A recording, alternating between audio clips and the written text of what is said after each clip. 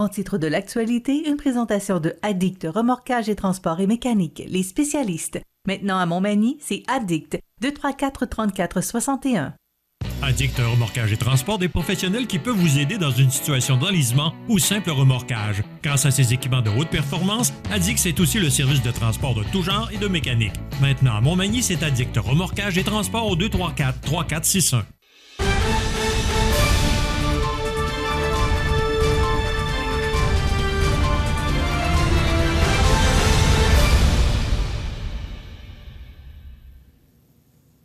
Les grands titres de l'actualité de ce mercredi 14 septembre 2022. José Soucy, bon matin. Bon matin. De la politique, jusque-là ou jusque-là? Est-ce que tu réussis un petit peu?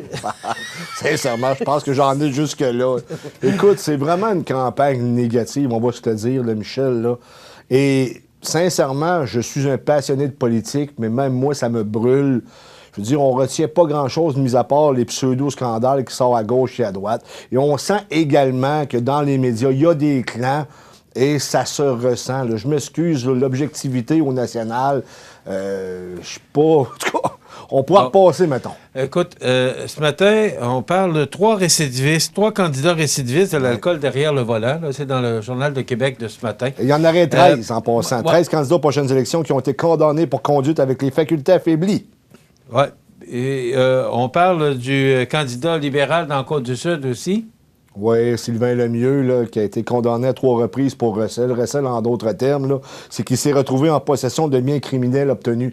Là, bien entendu, on n'a pas eu sa version des faits. Est-ce qu'il le savait? Est-ce qu'il ne le savait pas? Est-ce qu'il a voulu acheter la paix? On ne le sait pas. Mais en même temps, il n'y a pas des vérifications qui se sont faites ici, localement, pour savoir si tu avais un dossier criminel. C'est facile à les trouver. Moi, je me souviens que pour avoir travaillé quelque part, il a fallu que j'aille à la Sûreté du Québec demander là, qu'on ouvre mon dossier pour que je puisse montrer aux gens que j'avais pas de dossier criminel. Mais il me semble que les libéraux locaux auraient dû voir ça. Bien, je te dis ça, je veux dire, même à ça, Sylvain, on s'entend que les chances qu'il remporte le comté là, sont très minimes, mais quand même, je pense qu'on aurait dû vérifier ça. Ça ne veut pas dire que c'est un mauvais gars, on n'a pas son explication encore, mais moi, mon père m'avait dit une chose, il m'a donné des conseils, là, je n'ai pas retenu beaucoup, mais les quelques que j'ai retenus, là, c'est que c'est rare qu'un gars dans sa vie ne s'est pas badré les pieds au moins une fois, tu sais. Fait que, on attend sa version des faits. Là. Moi, ce que je m'attends, José, une campagne électorale, là, c'est une campagne d'idées, de projets, de suggestions, de qu'est-ce qu'on veut faire. C'est moi, c'est la plateforme Michel. Électorale du candidat ou de la candidate. Là. Bon, c'est quoi les 4 prochaines années? Là? Qu'est-ce qu'ils veulent faire? Qu'est-ce qu'ils veulent réaliser? C'est ça, le rôle d'un ou d'une députée, là. Mais c'est pas ça. On n'est pas là-dedans. Là, c'est des promesses. Écoute, on parle d'à peu près, là, hier, un journaliste de Radio-Canada qui parlait d'à peu près 150 promesses là, d'ici la fin de la campagne. Là. Écoute, puis on a dit que M. Legault en avait réalisé là, à peu près 80 ou 75 %. Moi, ce que je veux pas entendre des promesses. Moi, c'est bon compter. D'abord, chez nous est bien important. Là. Absolument. Il y a le complexe. Pour moi, c'est un projet important. Il y a la médecine vétérinaire à la Pocatière. Il y a d'autres idées qui peuvent émaner aussi de cette campagne électorale-là. Mais pour l'instant, c'est pas nécessairement ça que j'entends. Et je trouve ça déplorable. Puis, c'est ça, c'est qu'on parle des candidats, on parle de Duhem, on parle de... Éric Duhem, je suis tanné, là, OK. Ben, sincèrement... Qu'on change de disque. Il y a Michel. une caricature ce matin, là, qui n'est pas drôle pour lui. C'est beau. Je pense qu'on a tout entendu là-dessus, qu'on tourne la page, puis qu'on passe à d'autres choses, puis Il y a de l'acharnement. que ça devienne une campagne d'idées. Mais ça sera pas ça, Michel. Je comprends que dans un monde idéal, ça devrait être une campagne d'idées, mais c'est pas ça, là. En réalité, là, ce qu'on entend, c'est l'éco-crevette, mais pour nos politiciens. C'est ça qu'on entend. OK. Alain Reyes, surpris, mais pas surpris non plus, parce que c'est lui qui avait fait les démarches et qui a pratiquement insisté pour que M. Charest se présente à la chefferie du Parti conservateur du Canada.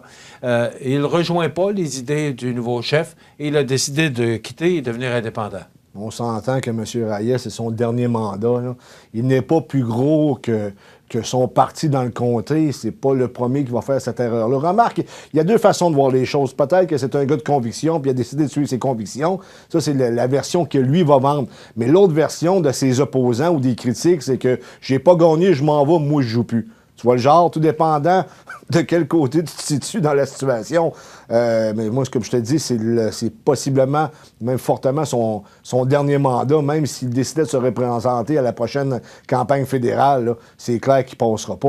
Je veux dire, Michel, indépendant versus un conservateur qui va arriver dans le lot. Tu sais, je me souviens d'André Arthur, lui avait réussi à passer comme indépendant, mais c'est un indépendant à tendance conservatrice. Et puisqu'il avait une notoriété hors de tout doute possible, c'est-à-dire qu'il avait été longtemps numéro 1 dans les radios de Québec, il pouvait se permettre d'être indépendant. C'est pas le cas de M. Reyes aujourd'hui. Oui, mais il n'endosse pas nécessairement toutes les positions de M. Poilievre, entre autres. M. Poilievre, là, qui avait supporté, je le mets entre guillemets, là, mais les manifestations là, au mois de février à Ottawa.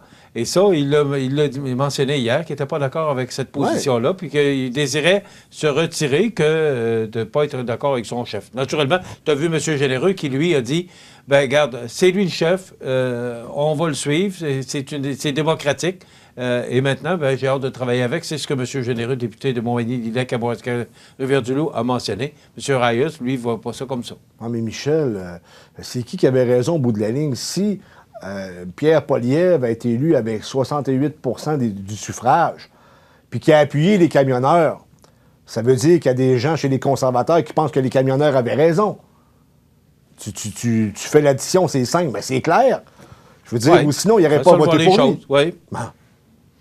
OK. Bien, écoute, on pourrait en parler longtemps, mais M. Reyes, qui devient maintenant député indépendant, et jusqu'en 2025, parce qu'hier, on mentionnait qu'avec le nouveau plan, le plan financier là, que M. Trudeau a annoncé hier, ben là, ça rejoint ce que M. Singh avait demandé à M. Trudeau. Donc, ça veut dire que la coalition, qui n'est pas officielle, mais qui est pratiquement comme ça, ça veut dire que M. Trudeau va rester en poste jusqu'en 2025.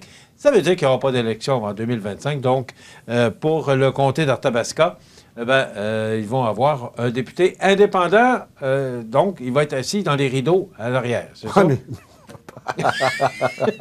oui, mais possiblement, mais en même temps, quand tu es dans l'opposition, indépendant dans l'opposition, ça fait pas grande différence selon moi. Là. Je veux dire, tu peux peut-être pas faire avancer les politiques de ton parti parce que tu n'as plus de parti, bien entendu. Mais pour le reste, là, traiter les dossiers locaux d'assurance emploi et compagnie, ça, je pense qu'il est capable amplement, lui et son équipe, de le faire, du moins jusqu'à la prochaine élection qui va avoir lieu en 2025. Si la coalition, comme tu le dis si bien, se tient jusqu'à cette date-là. C'est pas officiel, mais oui, c'est officiel. On peut quasiment dire que c'est une coalition. C'est officiel, Michel. On l'avait annoncé qu'il y avait une entente. Là. Je me souviens, ça avait passé dans les médias souvent.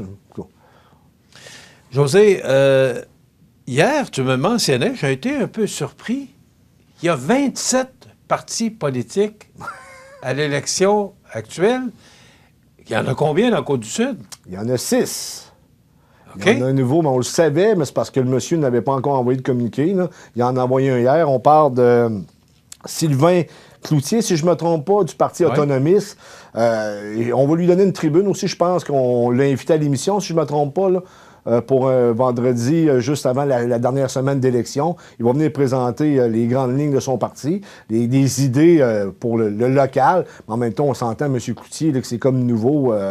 Faut lui donner, je pense, excuse-moi le terme, André, de l'exposure parce qu'il se présente, donc on mérite, ou il mérite qu'on parle de lui plus tôt, mais en même temps, on sait que ses chances sont plus ou moins bonnes, soyons honnêtes. Là. Mais ce que tu me mentionnais hier, c'est qu'il y a 27 partis politiques reconnus là, par le directeur général des élections. Et dont l'Union nationale, qui est revenue. Écoute, j'en connais pas, puis pourtant, je suis l'actualité. J'en connais pas beaucoup sur les 27. On connaît les principaux, là. Autonomistes, on le connaissait. Imagine-toi, Michel, si les grands partis sont obligés de présenter des gens avec des casiers judiciaires, imagine-toi les autres qui ramassent, qui sont capables d'en ramasser un. Il reste même plus de poussière.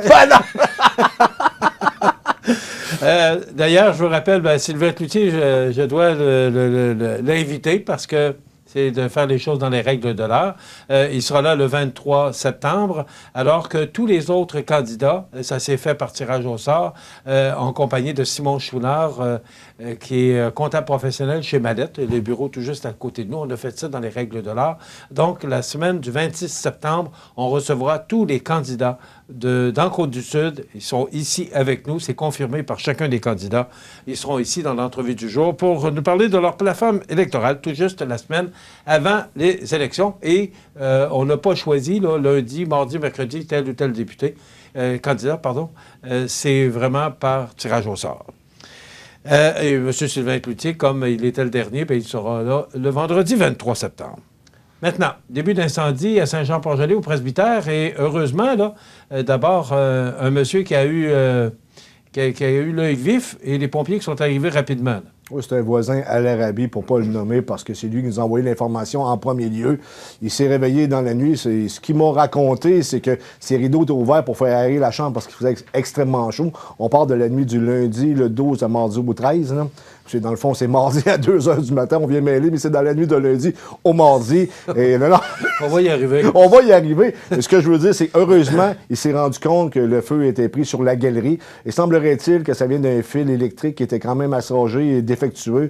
Ça fait en sorte que le feu s'est répandu sur la galerie. Mais les pompiers du secteur ont réagi rapidement. Puis on a sauvé vraiment, vraiment l'essentiel. Les dommages sont très, très limités. Puis tu comprends bien qu'on ne dénombre aucun blessé, bien entendu, parce que ça s'est limité à la galerie.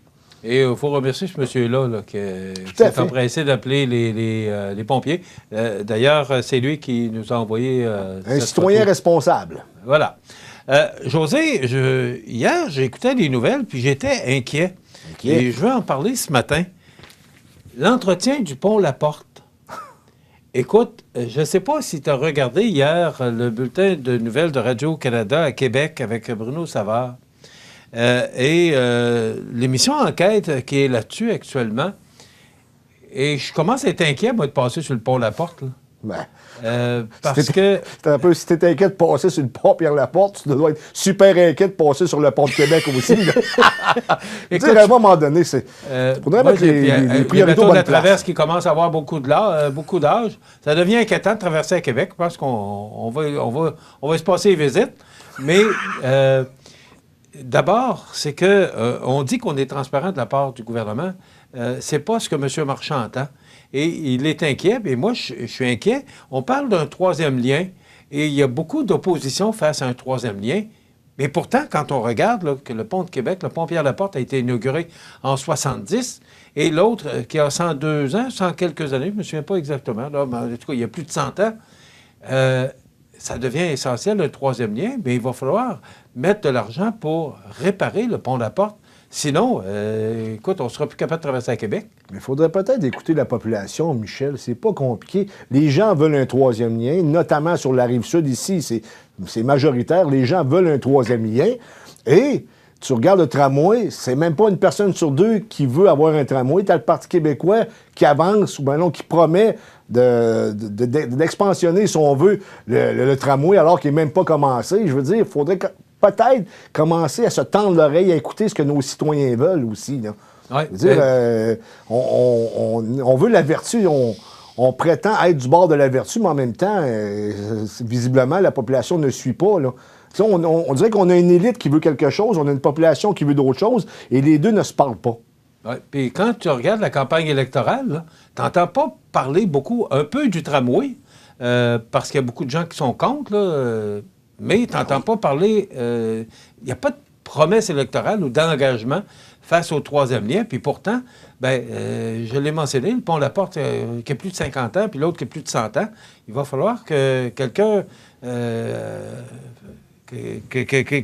quelqu'un roule ses manches, puis qu'il dise, moi, je prends le dossier à cœur, puis on va procéder.